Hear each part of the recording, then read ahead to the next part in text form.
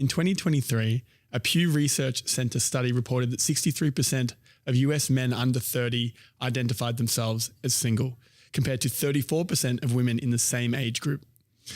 From your experience working with young men, what is going on? I think a whole bunch of things are going on. Number one, the economy is terrible. And I think the economy is making it so that most young men know that they are going to have a harder time doing better than their parents had doing better than theirs. And the likelihood is that most young men are not going to do as well as their fathers. So that's first and foremost. The job market is challenging. Even if you get a good job, it's going to be challenging to make a living. And I think that in major metropolitan cities, the dynamics have really changed. So when you look at the data in pretty much every single major metropolis in America, women are now out-earning men. So women under the age of 40 are now out-earning men in every major city. And that becomes problematic because when you look at dating preferences from women, what they still prefer is a man that earns as much as them, if not more. So it's becoming harder for a lot of men who, are sort of working your 9 to 5 and they're making 50, 60 grand a year, to find a woman who will that they'll live up to that woman's standard. I think that you have things like dating apps, which when you look at the data again on dating apps, is sort of disproportionately, incentivizes women to go after the sort of top 5% of men. And you can see this, right? There's a piece of research that was done that found that if you had 50 men and 50 women, 45 of the women are going to be going after 5 of the men. And the bottom 50% of those 50 men can't even get a response from a woman. They can't get a woman to engage, no matter how. They can swipe through thousands and thousands of profiles, swiping right, saying, yes, I want to talk to you. I want to go on a date with you. And what they're met with is just silence. So there's a whole bunch of men that feel like they can't even get into the dating pool, whether that's online or in person. And the ways in which we used to make relationships and build relationships has just fundamentally changed. And it's changed like that over the course of one generation. So, we used to meet at church and at work and in social situations, and we used to meet friends, or we used to meet, partners through friends. Yeah. And now all of those have tanked, and how we're meeting people disproportionately is online. So I think it's a combination of a number of things for the most part, women's expectations of what they're looking for in a man hasn't changed.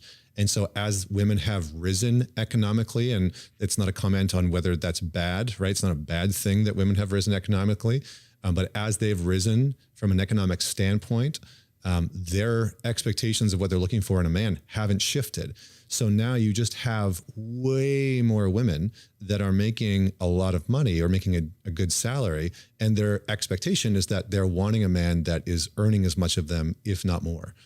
And that has reduced the pool of men that meet their criteria. So I think that creates a problem, which, puts some stress on, both men and women. And then I think, part of what's happening is that a lot of women are sort of dating up in age. So when you look at those guys that are 22, 24, 25, there's a lot of women in their age range, depending on where they're living, right? Usually in big cities, Miami, LA, New York, Austin, that kind of stuff. A lot of those women, where the type of man that they're going for is the man that's maybe more established, more mature. And, usually the guy that's like you in your early 30s, right? And you have maybe a little bit more of a career established. You have maybe a little bit more emotional maturity and intelligence. And so they're drawn to those types of men. And so the guys that are in their 20s, they're not, in that pool. And I think the last thing is that we have seen a really sharp decline in men going to college and men seeking out higher education. And so right now it's almost 60-40, right? You have 60% of college graduates being women.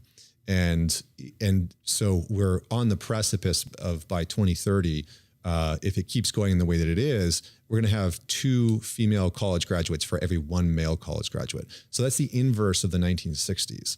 And so we are producing a disproportionate amount of higher educated women who are looking for higher educated men. So again, all of these criteria that women are looking for, men are now not necessarily fulfilling those quote unquote standards or expectations.